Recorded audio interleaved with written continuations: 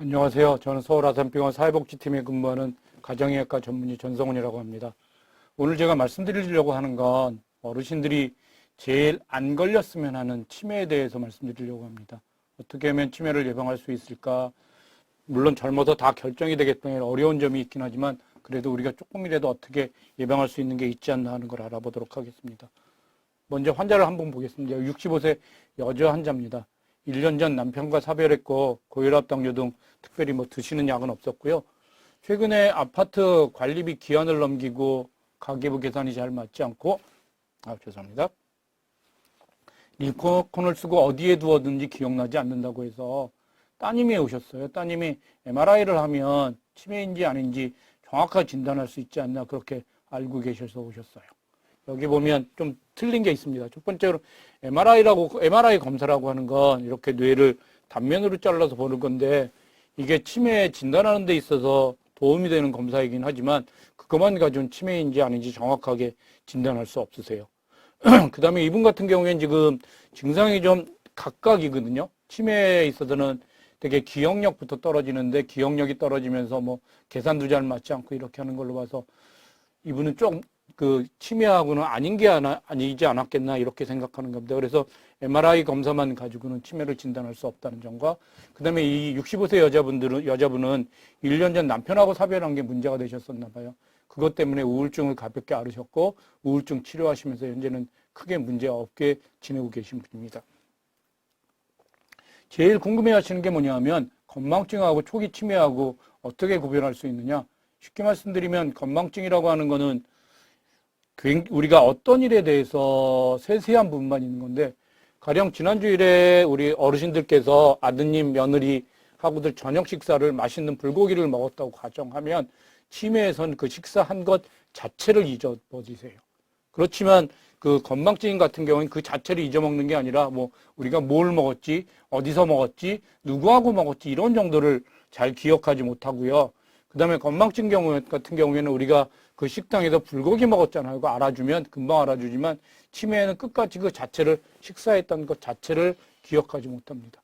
그래서 건망증 같은 경우에는 우리가 기억력이 떨어져 있다는 걸 알 수 있으니까 메모한다거나 어디에 써놓는다거나 이렇게 노력하지만 치매 같은 경우에는 본인이 기억력이 떨어졌다는 것 자체를 모르니까 문제가 되실 수 있으세요. 그래서 건망증이 계속 많아지면 치매로 진행하실 수 있는 그런 면이 있어서 건망증이 너무 심하다고 생각하면 치매 검사를 한번 받아보실 필요는 있습니다.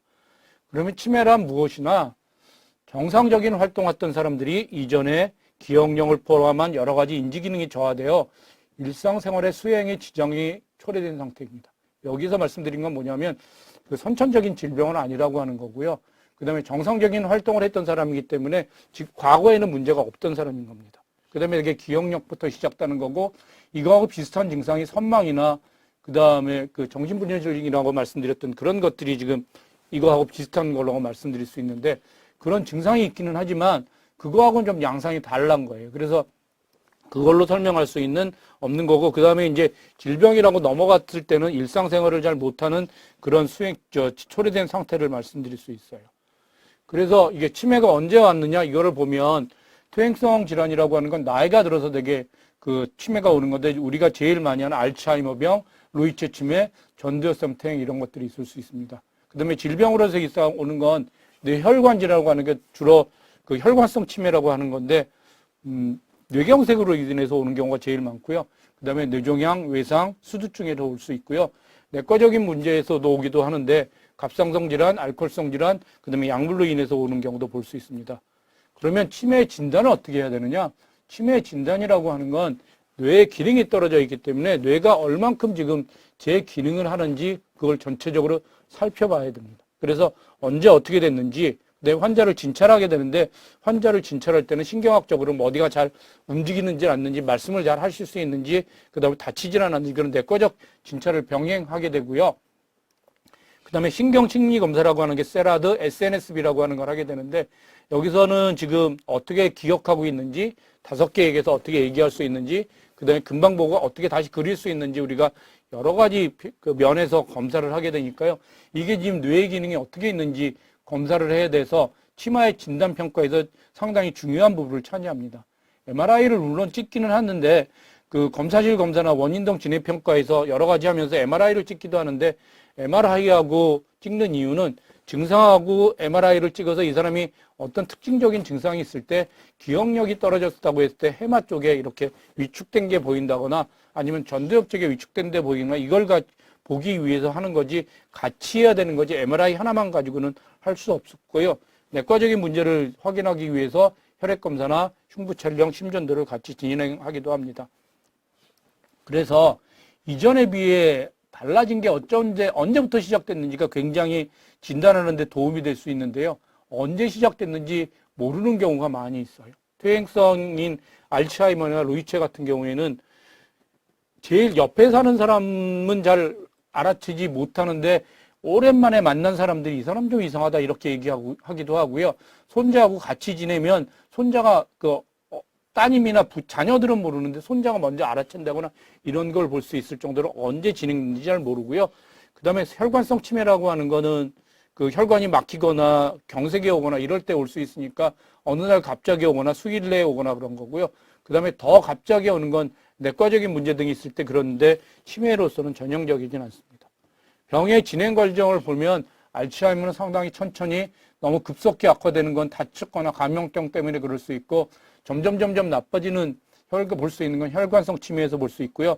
인지 기능이 좋아졌다 나빠졌다를 반복하는 경우에는 루이체 치매를 의심하기도 합니다.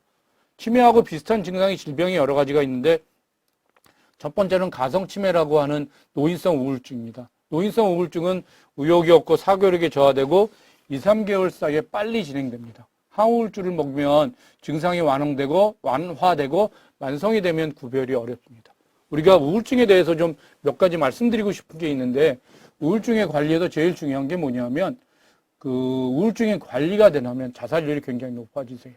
여러분들 우울증 약을 먹는 사람들이 옆에 주위에 있으면 그 약을 절대로 끊으면 안 되는데 주위에서 어떤 권유를 하냐면 네가 마음이 약해서 그런 거지 약 끊고 노력해봐라. 아니면 교회나 절이나 성당에 가서 종교에 귀의하면 하나님의 힘으로 부처님의 힘으로 그 마음을 다 잡아서 약을 끊고 살 수 있다고 이렇게 권유하시는데 우울증은 아닙니다. 우울증은 약물 효과가 굉장히 좋기 때문에 약을 잘 드시고 정상 생활을 유지하는 게 가장 중요하시고요. 그걸 약을 끊지 않고 먹는 게 자살의 예방에 있어서 제일 중요하니까 약을 잘 먹어야 된다는 것 잊지 않으시면 좋겠습니다. 선망이라고 하는 건 여기가 어딘지 모르고 그다음에 헛소리라고 이런 건데 되게 수술 후에 병원에서 마취의 증상이 나타났다가 기가 후에는 회복되는 걸 볼 수 있고요. 그다음에 내과적 질병에서는 알코올성 치매, 그다음에 간경화, 갑상선, 비타민 B12가 부족할 때 그런 것을 볼 수도 있습니다. 그래서 치매가 지금 어느 정도 와 있는지 우리가 평가해야 되는데 이게 어디에서 중요하냐면 요양원을 입수한다거나 아니면 등급을 받을 때 이런 것들을 시행하게 됩니다. 그래서 먼저 인지기능 평가 아까 말씀드렸던 그런 신경심리 검사를 하게 되고 그 다음에 중요한 게 뭐냐면 옷 입기, 세수하기, 목욕, 이동, 화장실 사용, 대소변 조절들이 혼자 지금 생활을 할 수 있느냐 없느냐 특히 대소변 조절 같은 게 안 되면 옆에 사람한테 도움을 받아야 되니까 그런 문제가 있는지 없는지 그 다음에 이상 행동이나 문제 행동을 하지는지 않은지 치매 자체는 지금 생각을 잘 못하고 결정을 잘 못하고 기억력이 떨어지는 거지만 그것 때문에 나타나는 정신과적인 증상이 우울, 지나친 불안, 고격성 이런 여러 가지 증상이 나타나는데 이런 증상이 나타나게 되면 그 집에서 잘 간호하기가 어렵게 되고요. 이런 증상은 정신과적 약물로 치료를 해야 되는데 부작용 때문에 용량 조절에 상당히 어려움이 있으니까 그런 것들은 없는지 그렇게 여러 가지를 다면적으로 평가하게 됩니다. 환자를 한번 보시도록 하겠습니다. 80세 남자 환자분이셨어요. 대학교를 졸업하셨고요. 그 다음에 맨 처음에 증상이 된 건 70세에 자기가 잘 기억하지 못한다. 말이 잘 안 나온다. 단어를 잘 생각하지 못한다. 이렇게 하셨어요. 그래서 여기 MMSE 27점이라고 표시되어 있는데 MMSE라고 하는 검사는 뭐냐면 여러분들 그 보건소 갔을 때 하는 그런 검사예요. 이렇게 그림도 그리고 여긴 어디지 뭐 이렇게 단어하는 검사인데 그 검사를 굉장히 간단한 검사로 생각하지만 그걸 쭉 검사를 해보면 여기서 보이는 것처럼 성적이 점점 떨어지는 걸 볼 수 있으세요. 72세 경도인지장애라는 거는 뭐냐면 치매 초기라고 해서 초기하고 그 경계에 있는 건데 물건 둔 것 잘 모르고 약을 뭐 먹었는지 잘 잊어먹었고요. 단어를 금방 내지 못하시더라고요. 길 찾기나 뭐 일상생활에는 문제 없었고 MMS에는 27점이니까 거의 정상이세요. 물론 더 하신 분들은 대학을 졸업하셨으니까 28점이나 30점도 많이 있지만 27점에선 문제 없으세요. 그러다 한 5년쯤 지나니까 치매 초기로 됐는데 들은 내용을 전달을 잘 못하시고 같은 질문을 반복하시다거나 익숙하지 못한 데 가면 길을 잘 못 찾으시는 문제가 생기시더라고요. 그래서 그때 검사를 해보시니까 MMSA가 20점으로 떨어지셨고요. 그 다음에는 조금 더 나빠지셔서 78세가 됐을 때는 약속을 전혀 기억하지 못하고, 그 다음에 동네에서 길을 잃고, 그 다음에 소변 실수, 세수를 혼자 못하니까 이때는 요양원에 들어가실 수밖에 없었어요. 요양병원에 들어오셨을 때 검사를 해봤더니 MMS가 14점이고, 그 다음에 요양병원에 입소해서 74세가 됐을 때는 아들을 알아보지 못할 때도 있었고, 삼킴장애가 있었고, 대소변 잘 못 가리고 요양병원에서 했던 MMS에는 13점이고, 지금 80세가 하고 지금 요양병원에서 지내고 계신 그런 분이세요. 이분이 앓고 있는 병은 알츠하이머라고 말씀드릴 수 있으세요. 여러 가지가 있지만 치매 중에 가장 흔한 거고요. 그 다음에 점진적 시작을 보이면 제일 처음엔 기억력이 먼저 떨어지고요. 이분은 지금 어디가 잘 모르고, 그 다음에 어디에 뒀는지 잘 모르고, 약속 잊어먹고 이런 것들이에요. 그 다음에 그게 지나가면 다양한 신경학적 문제, 신체적 문제가 발생할 수 있고요. 근데 뭐 판단을 잘 못한다거나 이상한 행동하거나 이런 것들이 생각할 수 있고요. 그 다음에 신경학적 증상은 말기에 나타나고요. 그 다음에 유병기간은 대개 2년에서 20년 있고요. 평균에서는 8년 내지 10년이에요. 이분은 70세 시작해서 80세 정도에서 지금 진행되고 있고요. 젊어서 알츠하이머에 걸리면 좀 더 빨리 진행되는 걸로 알려져 있습니다. 위험 요인이 확실한 거는 나이가 들수록 알츠하이머 많이 걸리는 게 확실하니까 나이가 많을수록 많이 걸리는 거고, 가족력이 있을 때 두 가지는 확실한 것 같고요. 가능성 있는 건 여성한테 좀 많은 것 같고, 그 다음에 우울증이 잘 관리 안 되면 그 알츠하이머에 걸릴 수 있다고 가능성이 있긴 한데, 이거는 연령 증가나 가족력만큼 확실하진 않은 것 같습니다. 진행 과정을 먼저 보면 최근 기억부터 없어지는 거고, 그 다음에 언어 능력에서는 단어 선택에 어려움이 생기고, 그 다음에 그게 조금 더 지나가면 시공간 능력이 길찾기 어려움이 생기세요. 그 다음에 전두엽 능력이 뭐냐면 우리가 억지하고 정확하게 판단하고 이런 것들을 하는 게 전두엽의 능력인데, 그게 떨어지면 판단력이 저하되고 의욕이 없어지고 참지 못하고 막 공격성이 생기고 그렇게 되세요. 그 다음에 그게 더 지나가면 이상 행동이 나타나니까 불안하고 망상장애, 잠 안 자고 뭐 이렇게 걸어 다닌다거나 이런 것들이 생길 수 있습니다. 그래서 알츠하이머를 치료해야 되는, 지금 우리가 치매에서 치매 예방약이라고 하는 거를 설명드리기 위해서 이걸 보여드리는데요. 우리가 지금 뇌에서 생각하고 그 다음에 여러 가지를 했을 때 여러 가지 그 신경세포가 이어져 있어서 신경세포하고 신경세포가 연결돼서 같이 일을 하게 되는데, 신경세포하고 신경세포 중간에 있는 게 그 신경 전달 물질이라는 게 있어서 우리가 움직여라 하면 이게 머리서부터 이게 움직이는 걸 할 수 있고 생각하는 게 할 수 있는데, 정상인 사람에는 그게 아주 빨리 전달될 수 있는데, 알츠하이머 병이 되면 세포 자체에도 문제가 생기고 아멜로이드 단백이라는 게 생겨서 신경 전달 물질이 점점 줄어들게 돼요. 그래서 신경 전달 물질이 부족하게 되면 우리가 생각도 잘 못하고 여러 가지 문제가 생길 수 있는데, 주는 약은 뭐냐면 그 신경 전달 물질이라고 하는 것들이 없어지지 않도록, 그래서 우리 몸속에서 없어지지 않도록 하는 약을 처방하게 되면 그 치매 증상이 좀 더 좋아질 수 있어요. 그래서 그런 면에서 약물 치료하는 건 인재 기능 개선 치료제라고 하고, 우리가 약을 처방할 때 치매 예방약이라고 하는 겁니다. 아세틸콜린이라고 하는 그런 그 신경 전달 물질이 없어지지 않도록 하는 그런 기존의 알리스펩트, 엑셀런, 에밀라, 에빅스 이런 약을 처방하게 되면 경증인지 중증도의 치매에는 효과가 있습니다. 인지기능이나 정신 증상 조절에는 도움이 되고, 그 다음에 결국에는 진행하는 걸 막지 못하기 때문에 초기에 발견해서 이거 약을 사용해서 그 초기에 그런 그 증상이 심하지 않은 증상이 유지될 수 있도록 노력하는 게 중요할 것 같습니다.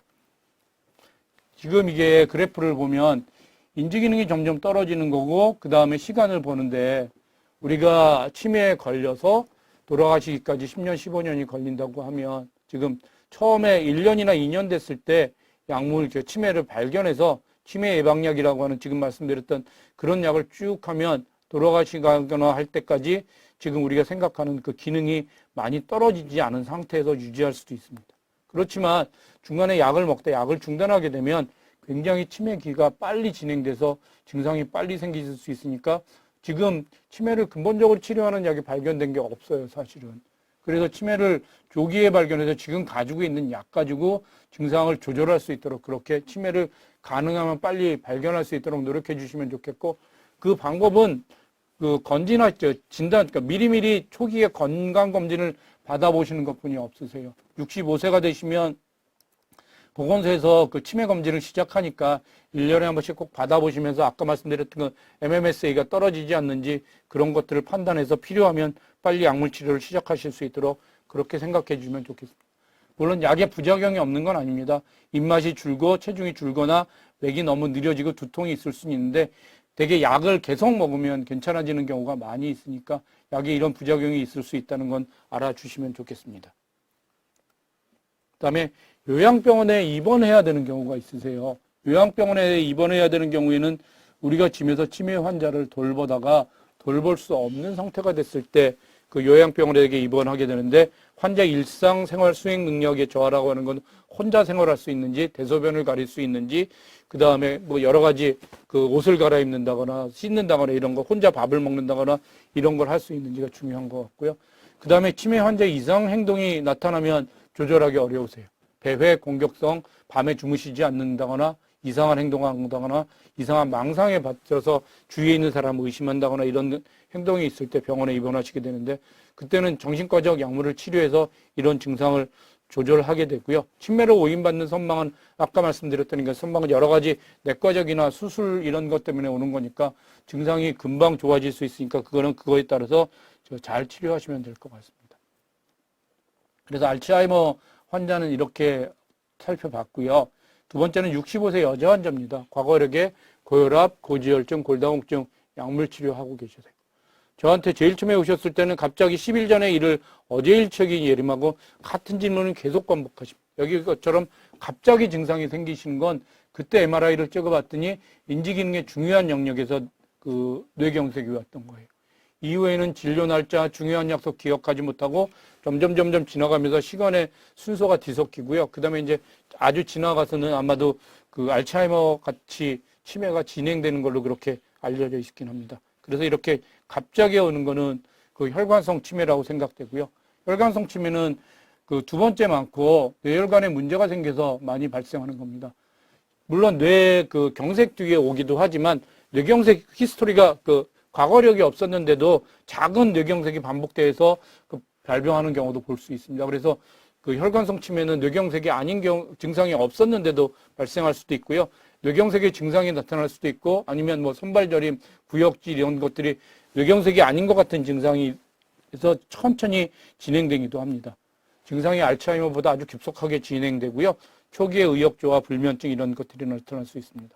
위험 요인은 고혈압, 심장병, 당뇨병, 동맥경화, 고지혈증, 흡연 등이 있는데 혈관성 치매를 예방하는 건 그 뇌경색을 예방하는 거, 동맥경화를 예방하는 것하고 똑같으세요. 그렇게 예방했으면 좋겠는데 고혈압은 130에 90 이하로 유지했으면 좋겠고 당뇨병은 당화혈색소를 6.5%, 고지혈증, 우리 몸속의 나쁜 콜레스테롤 저밀도를 100 이하로 그다음에 항응고 약물이라고 하는 건 아스피린을 드셔야 될 수 있는데 그래서 지금 심방세동, 심방판막증이나 협심증, 경동맥 협jam처럼 그 혈관 자체가 막혀져 있는 게 보면 그 아스피린 같은 약물을 필요하면 꼭 잘 드시면 좋겠고 그 다음에 술, 담배 끊는 게 혈관성 치매를 위해서 굉장히 중요합니다.